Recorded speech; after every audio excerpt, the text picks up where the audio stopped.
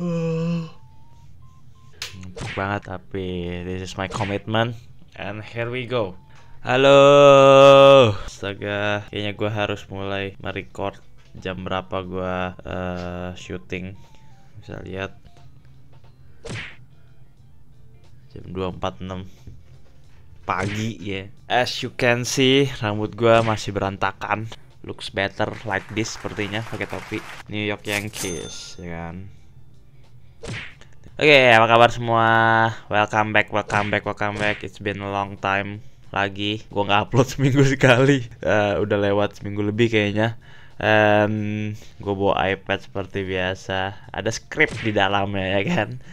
Gimana kabar semua? Seminggu terakhir setelah dari vlog yang terakhir, semoga semua berjalan baik. Lagi ada minggu ujian, temen gue juga ada yang udah pulang ke Indonesia. Itu cepet banget sih, gue juga nggak tahu kenapa dia bisa cepet banget pulang ke Indonesia. Mungkin ada izin atau apa, gue nggak paham.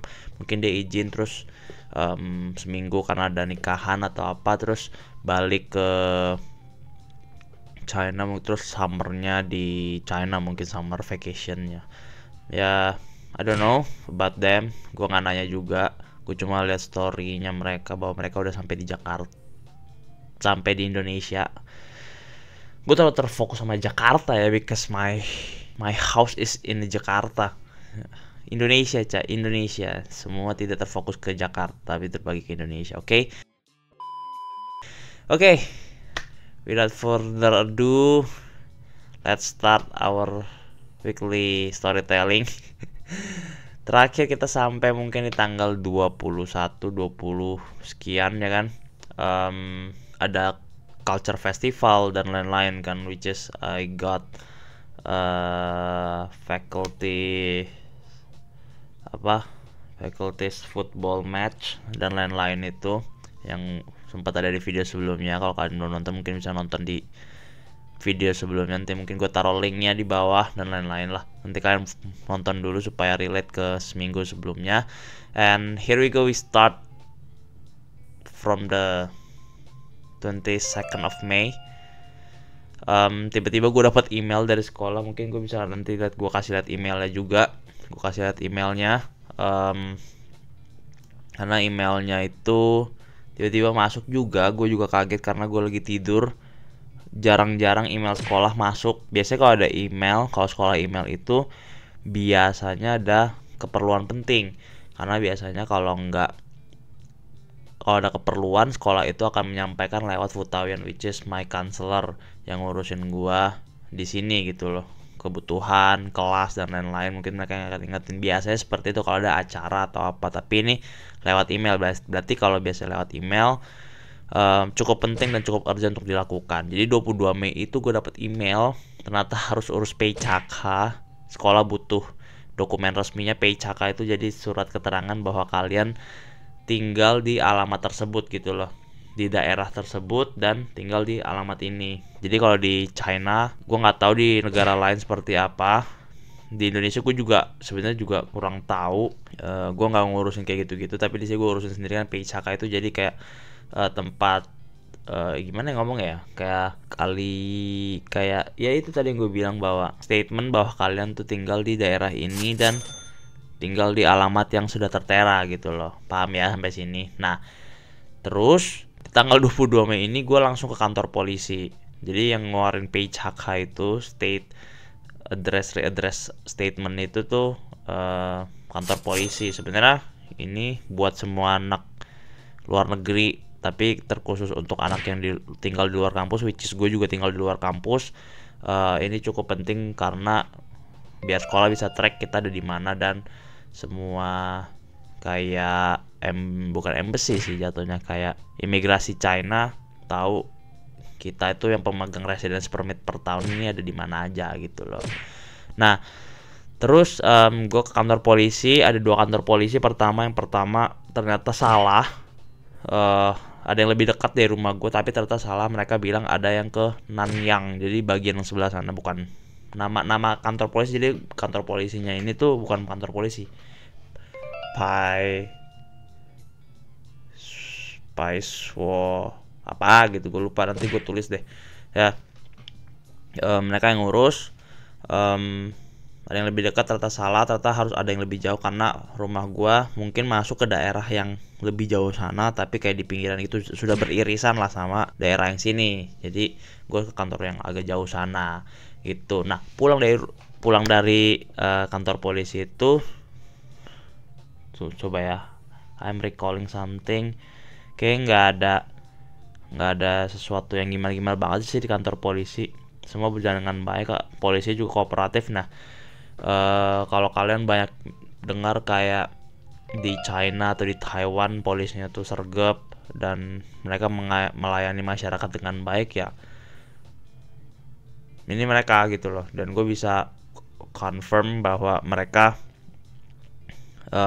melakukan tugasnya dengan baik. Bahkan gue pernah, ini statement dari gue, kayak kalau kalian mengalami kecelakaan di jalanan gitu ya, kalau kalian pernah lihat juga ada kecelakaan, pasti hal yang pertama kali dilakukan adalah memanggil polisi. Mereka tidak, orang-orang China ini, orang-orang lokal ini tidak akan melakukan keputusan sendiri gitu untuk berantem atau apa, tapi mereka panggil polisi, dan polisi nanti bakal bawa, ada kameramen gitu, kamera juga untuk dipakai buat bukti dan lain-lain gitu. Jadi posisi terakhir mobil motor yang bersinggungan terjadi kecelakaan itu benar-benar di posisi terakhir, dan mereka bisa gali informasinya dari kesaksian orang sekitar atau dari pengemudi-pengemudinya gitu.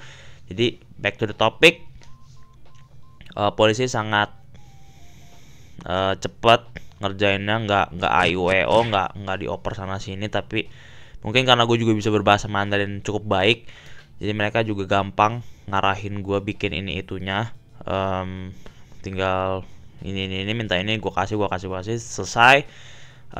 Nah, PCK ini juga untuk nanti misalkan gue mau perpanjang residence permit. Kalau gue perpanjang residence permit, ya orang imigrasi China yang ngeluarin residence permit itu butuh statement dari kantor polisi sekitar bahwa gue tinggal di alamat yang gue terterakan gitu loh, paham ya?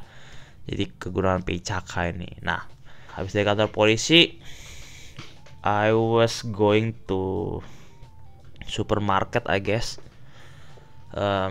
Bukan supermarket sih, lebih kayak tempat jualan snacks. Namanya Ling U atau apa gitu, gue lupa. Snacks manis, asin dan lain-lain, dan di tempat ini snacksnya jauh lebih murah daripada di supermarket lain. Supaya kalian kalau misalkan ke China, mungkin bisa pertimbangin kalau ketemu tempat ini, kalau mau beli snacks jauh, di sini jauh lebih murah ketimbang di supermarket lain yang mungkin kalian pikir udah murah gitu loh. Oke. Abis itu ternyata gua dan roommate gua belum makan, jadi kita memutuskan untuk makan ke luar lah, nggak masak. Kita makan di Cikung Pao, ya kan? Makanan sejuta umat di negeri Tiongkok, di negeri tirai bambu, ya kan? Cikung Pao. Yang belum tahu mungkin nanti gua kasih lihat fotonya Cikung Pao. Segi ya bowl sebesar iPad gua kali ya, sebesar segini mungkin sekitar 30 kuai, sekitar situ udah cukup buat kita berdua gitu loh. Jadi kalau kalian yang mau irit-irit di Cikung Pao cukup worth it untuk kalian makan gitu. Kita lanjut 23rd of May. Di 23 Mei itu gua bersih-bersih rumah, itu juga hari Jumat. Habis itu teman gue datang, kita makan. Itu hari Jumat kan, jadi dia ada urusan lah ke daerah sini, jadi sekalian ketemu makan.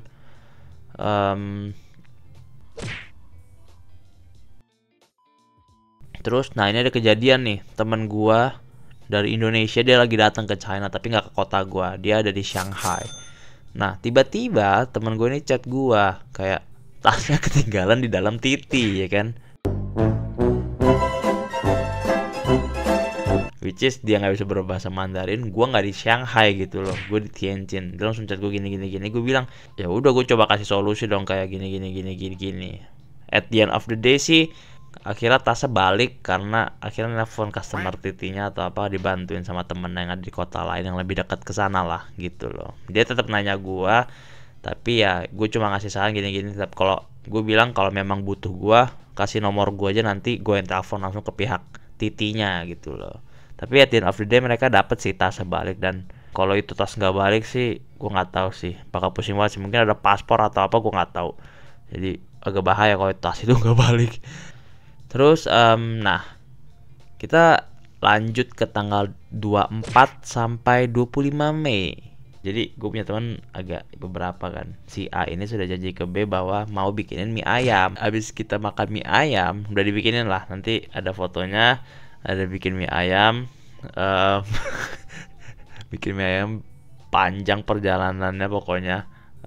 Ini itulah, belanja, bikin di rumah temen gua yang di kota. Terus at the end kita nginep di sana ya kan. Setelah kita makan mie ayam kita keluar ya kan, kita memutuskan keluar terus untuk bermain biliar teman-teman ya kan. Jago gue main biliar, enggak bohong, gue nggak bisa main biliar, cuma main-main biasa, asal pukul aja yang penting kena gitu loh. Kayak kita main terus ada nih ketemu cek Roxy, kayak lu cek penjual HP, tahu gak lu nih, teman gue ada nih fotonya. Pokoknya dia benar-benar mirip banget sama cek Roxy lah. Gue nggak tahu kenapa dia bisa. Sebenarnya bikin mirip tuh, yang bikin mirip tuh ya ininya dia apa? Dia pakai swallow jadinya. Jadi mirip banget sama cek Roxy yang jualan HP gitu loh. Ya kan. Terus habis pulang dari BL kita nggak langsung tidur juga, kita begadang sampai pagi ya kan, main kartu gini. Terus ada janji, kayak gue berjanji nih kayak gue mau pulang jam 6 karena MRT pertama jam 6 kan. Connectivity kan mahal deh kota ke rumah gue yang ini nih, tempat gue syuting sekarang. Mahal tuh, mungkin 50-60 kuai, kayak yang gue sering bilang dulu di weekly storytelling sebelumnya ya kan. Jadi nunggu MRT buka, which is gue nginep dulu di rumah temen gue.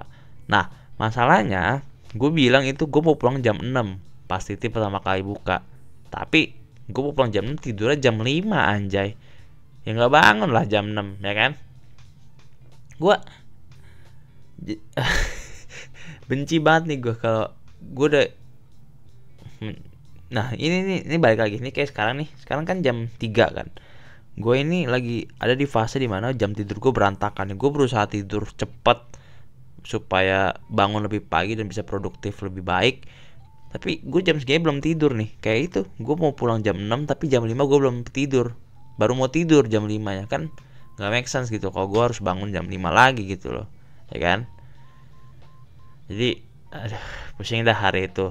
Nah kejadian adalah gue bangun siang akhirnya di rumah temen gue yang rencana mau pulang pagi. Akhirnya gue bangun siang, terus akhirnya gue gereja di sana. Itu hari Sabtu Minggu kalau nggak salah ya kan, Sabtu ke Minggu maksud gue. Kirain mau pulang siang gitu, habis makan siang pulang. Ternyata sampai malam, gue baru balik jam berapa gitu. Nah malamnya itu sebelum balik ada orang main pickleball.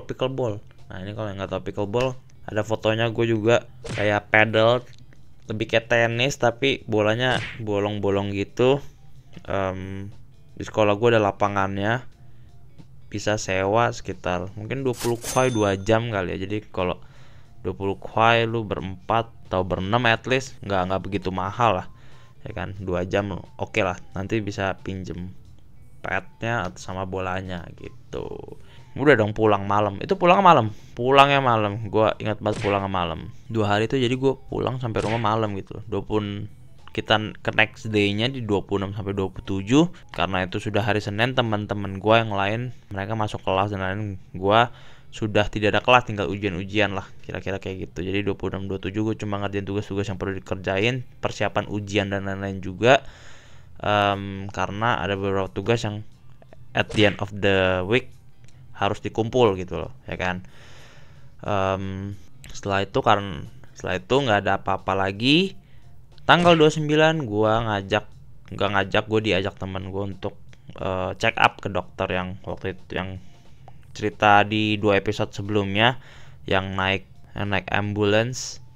Nah gue sama dia check up gitu loh ke rumah sakit. Tanggal 29 tuh seharian tuh gue berangkat kayak pagi jam 10, pulang jam 5 kayaknya, capek sih. Tapi ya it's worth menurut gua nggak mengharapkan apa-apa sih dari itu. Gue cuma pengen bantu temen gue supaya bisa balik lagi kayak main kayak dulu, supaya dia nggak kenapa-kenapa sama tulangnya dan lain-lain. Gue sih cuma berharap dia cepat sembuh aja, speedy recovery, supaya bisa melakukan aktivitas dengan baik dan nyaman gitu. Ya, hopefully he recovers as soon as possible. Jadi nggak nyusahin gua.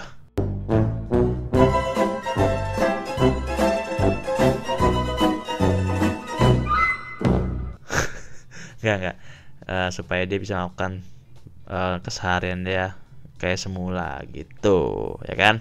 Tanggal 31 ke tanggal 1 teman gua ada ulang tahun. Dan tempat yang kalau kalian ada lihat kayak episode sebelumnya gue belajar di rumah temen gue. Nah itu teman gue yang itu yang ulang tahun. Jadi tanggal 1 Junnya ulang tahun. Jadi kita kasih surprise ke dia gitu. Sekalian kalau ada yang kalian pernah dengar, ada libur namanya Tuan Ucie Dragon Boat Festival. Jadi Tuan Ucie itu libur dari tanggal 31 sampai tanggal 2 kayaknya. 3 hari ya berarti itu. Nah, tapi itu kenanya di Sabtu, Minggu, Senin kayaknya. Jadi nggak begitu banyak hari liburnya. Terus di hari itu juga temen gue pada nginep di rumah. Di depan ada ruang tamu juga, jadi bisa dipakai buat tidur, pakai matras atau apa. Ya udah deh, kita nginep di luar. Habis itu ya udah, sesimpel itu kita nginep di luar. Habis itu besoknya ternyata temen gue kan, gue bilang yang Eduardo itu kan TikToker, ya kan. Kita tetap support, dia mau bikin snack review dan menurut gue lumayan oke lah, ya kan. Bisa dicek nanti di TikToknya dia, gue taruh di description TikToknya dia kayak yang episode 1 kemarin gitu. Oke, gitu ya dari gue episode kali ini. Nggak ada update apapun lagi karena udah dari tanggal 22 sampai tanggal 1 tanggal 2 nya kira-kira kayak gitu. Ini kebetulan gue syuting di tanggal 3. Jadi nanti gue mungkin akan ngambil dari tanggal 2 sampai ke tanggal berikutnya.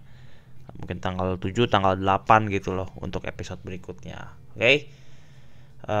Gak ada lagi sih update dari gue. Mungkin update itu aja, update weekly storytelling kita untuk episode ketiga. Gue masih bingung mau main game apa. Sebenarnya gue udah beberapa game udah gue download, udah siap main juga. Tapi gue belum tahu apakah gue akan main game untuk di record lagi atau gimana. Tapi ada, mungkin tuh bisa jadi konten berikutnya, jump scare gitu, gue nggak tahu lah. We'll see gimana. Untuk konten sama Devin sama Bill J dan lain-lain, Kojere, I hope they have the time to spare with me before I go back to Indonesia gitu loh. Jadi gue masih bisa kesempatan untuk bikin di sini dulu gitu loh. And kenapa nih? Wow, gue pencet apa? Gue nggak pencet apa ya? Oke, gitu aja weekly storytelling kita kali ini. And yeah, I hope to see you in the next video. Bye bye.